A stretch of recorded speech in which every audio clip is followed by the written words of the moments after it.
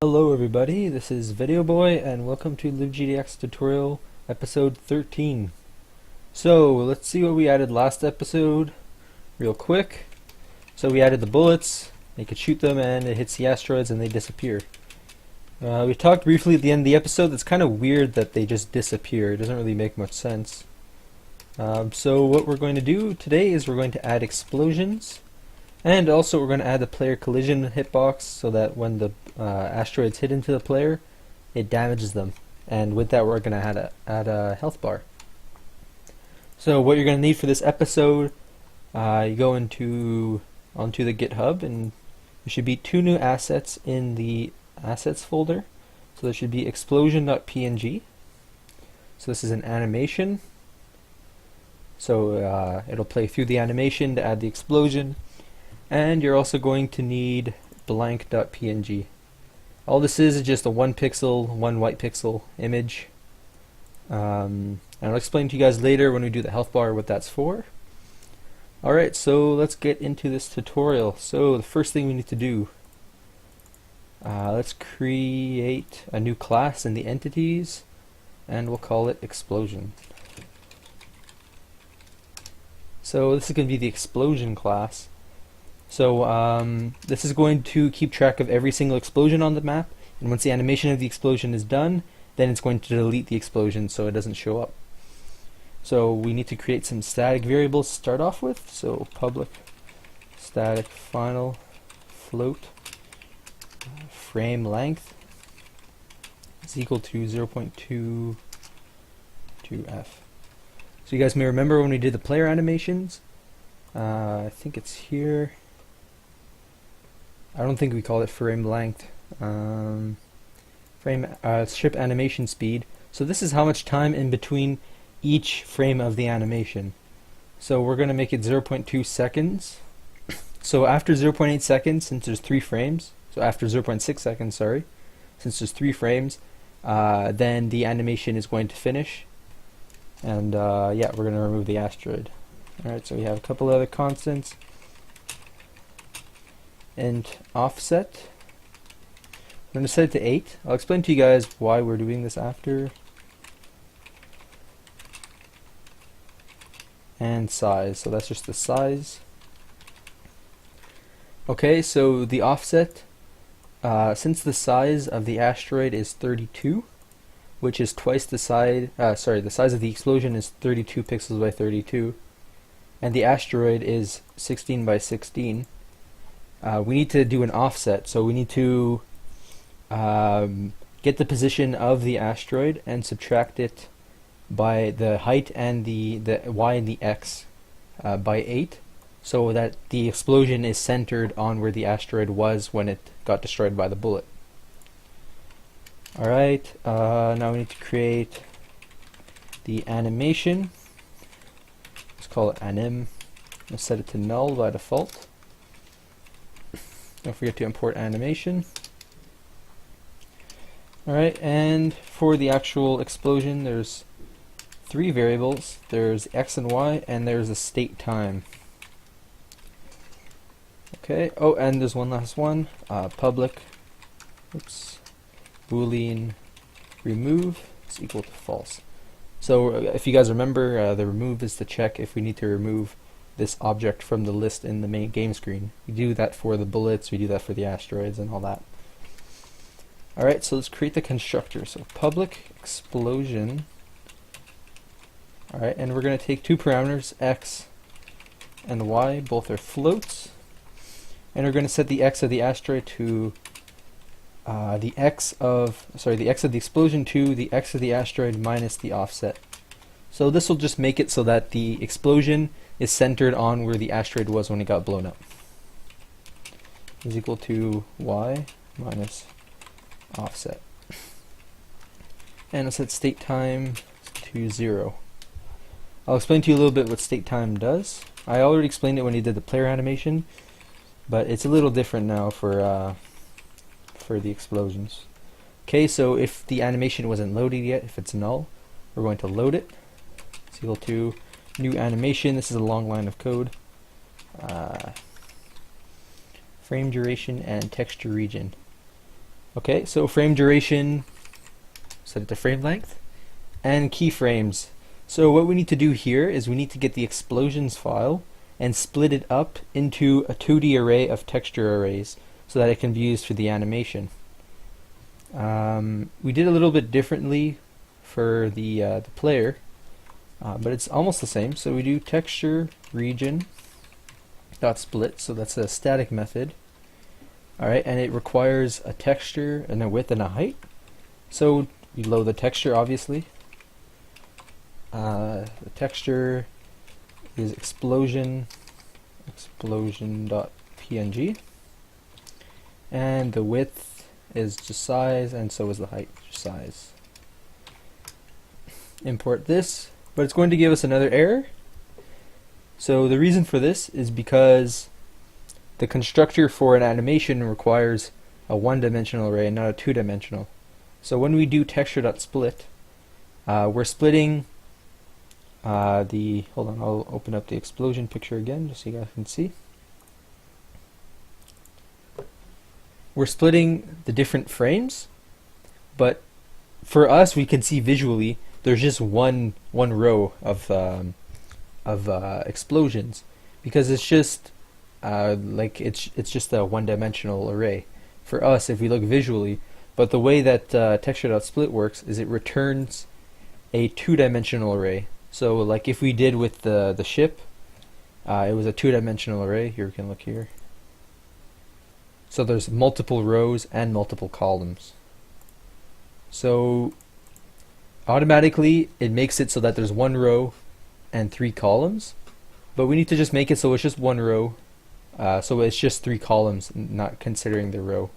So we just need to, just need to access the first row, and then that will return a one-dimensional array.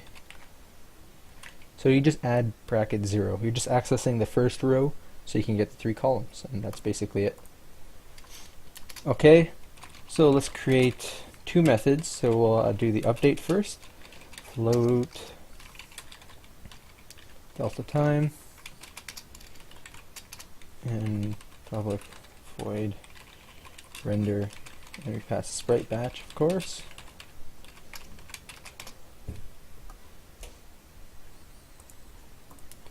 Okay, so state time plus equals delta time. So we're adding to the state time for the animation. So when state time starts, it's at 0. So the code for the animation knows that the animation starts at the first frame, and then as time progresses, it does a calculation to see what frame should be rendered at that specific time using the frame length. So that's how that works. For the player, we just use a state time that continues adding because the animation repeats. But since the explosion explodes and then disappears, we just want the animation to run once. So we create its own state time for each animation. Alright, and this is to see if the animation is finished. So you pass in state time. Actually, we should probably just simplify that. So if the animation is finished, then we set remove is equal to true.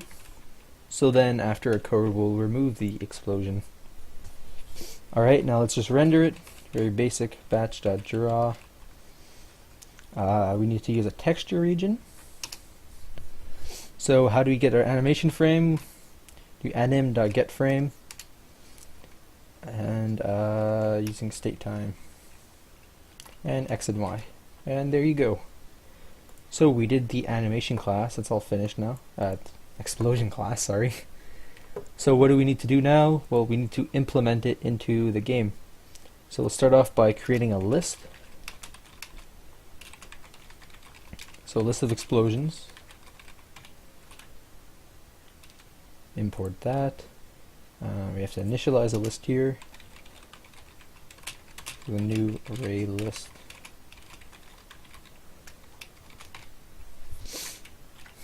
Alright. And now we need to add new explosions. So when do we do that? Well, when you check for collisions, if there's a collision between a bullet and an asteroid, we need to add an explosion. So we do explosions.add a new explosion, And in here we need to pass the x and y of the asteroid. So we just do, oh, actually there's one thing we need to do first. So if we just write asteroid.x, you can see in the list there's no such thing as asteroid.x or getx. There's nothing like that. So what we need to do is we need to create a getter within the asteroid class so we can actually get the x and y value. Because by default they're private, so we can't access them from outside of this class. So it's very simple to do. Just do public, it's a float, so public float get x. So it's just a method that returns the x value. It's nice and clean, and we could just copy that for y, get y, and return y.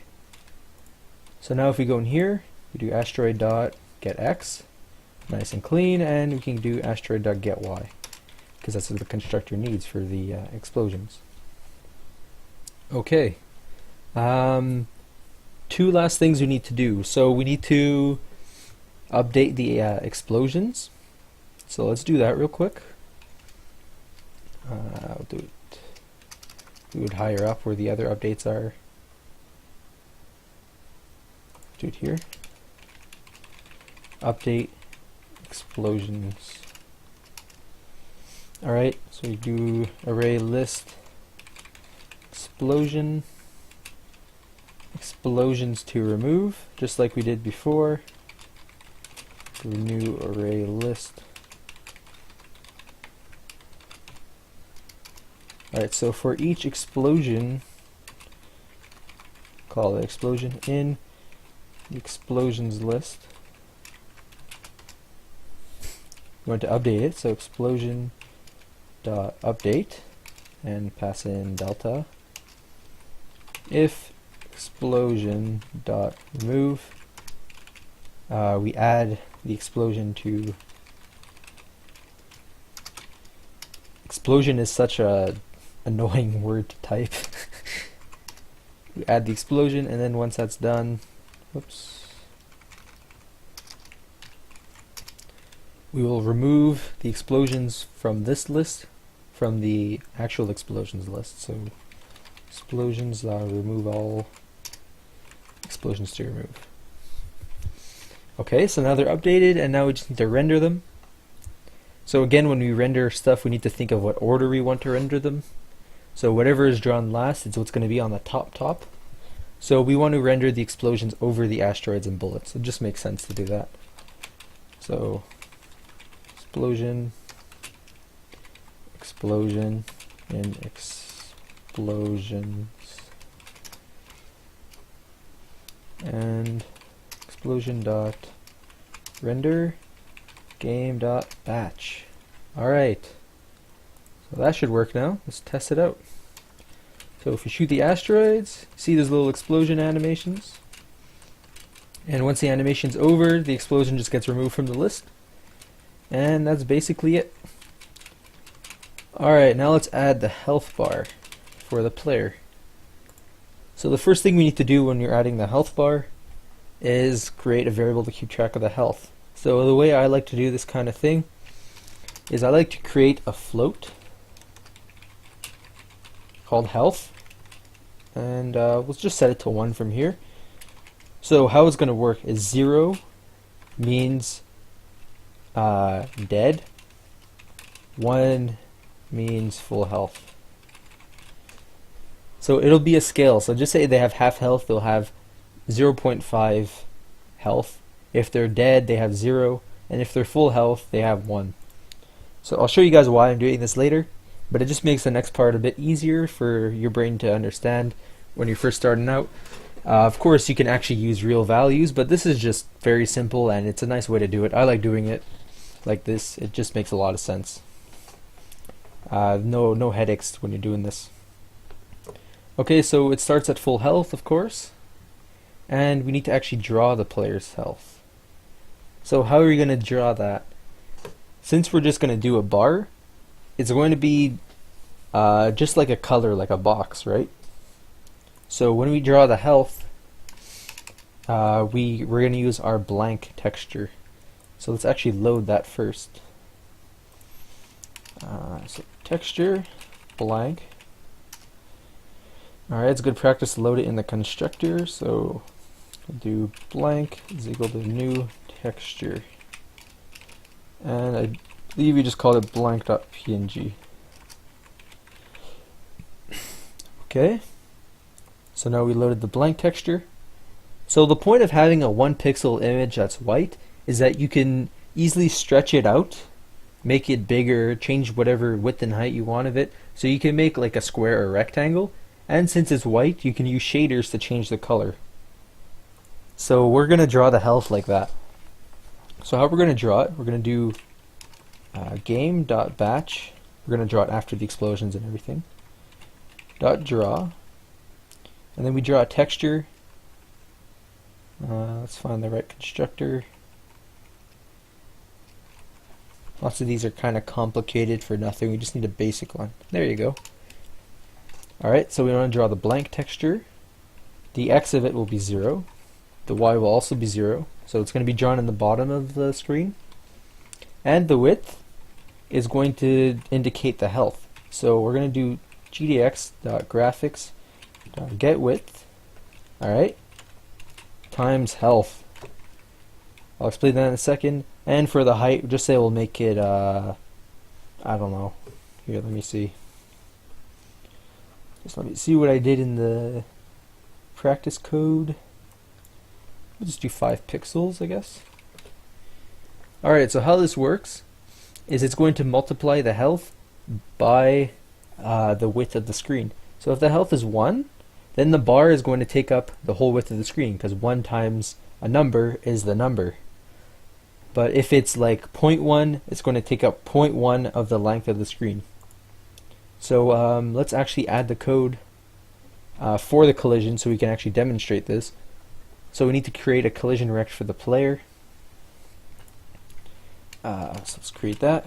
Collision rect. Call it player rect. Alright, and then we'll initialize it here. Equals new.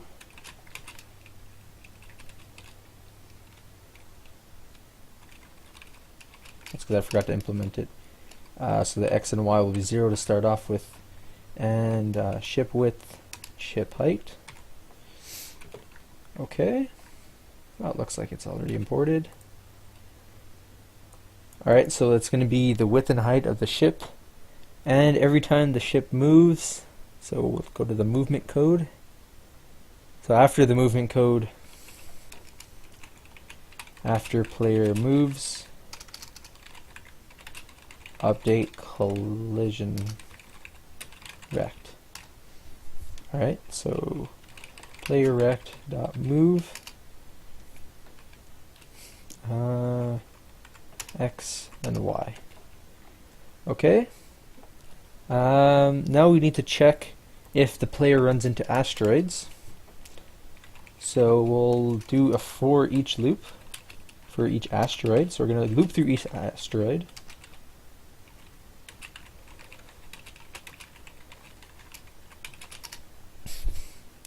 Okay. And then we're going to check if it collides with the player rect. So we're going to do asteroid dot collides get collision rect dot collides with player rect. So if an asteroid runs into a player, that's basically what it's telling us. Let's move this down here.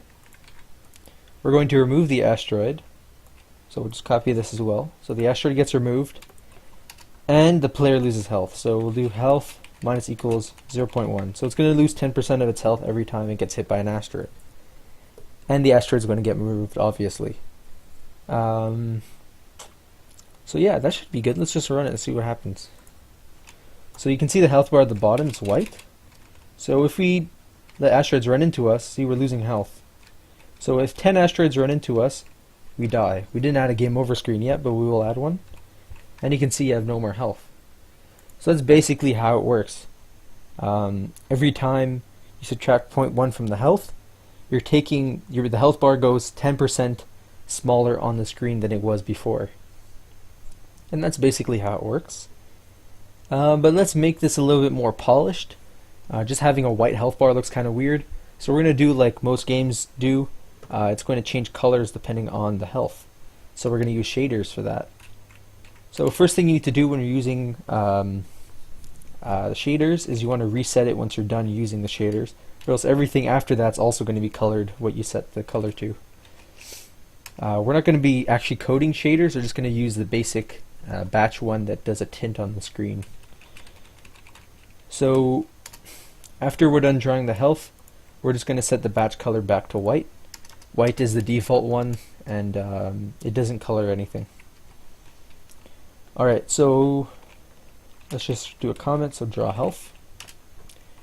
So let's do an if statement. So like if health is more than 0.6f, so if the player has more than 60% health, then we're going to make it so that the health bar goes green. So game.batch.setColor, and then you can do color.green. These are all colors that are predefined in LibGDX. You can actually use RGBA values if you want as well, if you want to do a really specific color. Alright, and then else if, so if it's more than 0.6, so if it's more than 60% health, then the color is going to be green.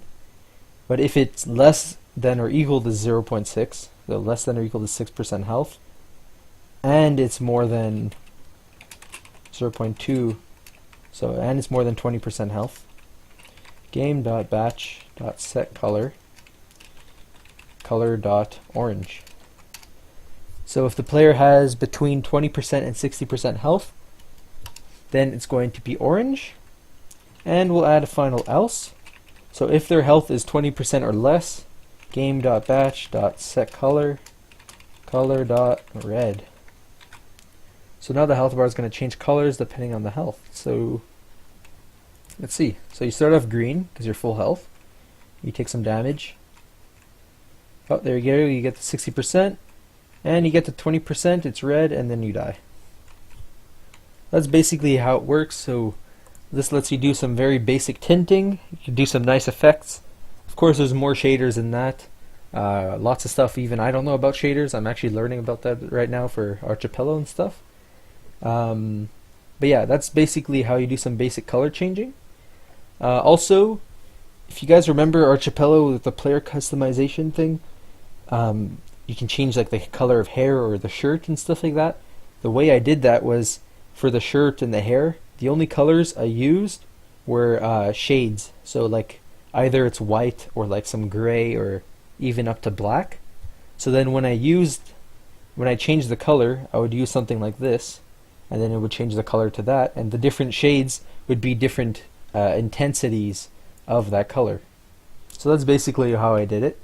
So you can do quite a few pretty cool things with this, and it's a very useful tool to have for polishing up your game. Anyways, that pretty much ends off this episode.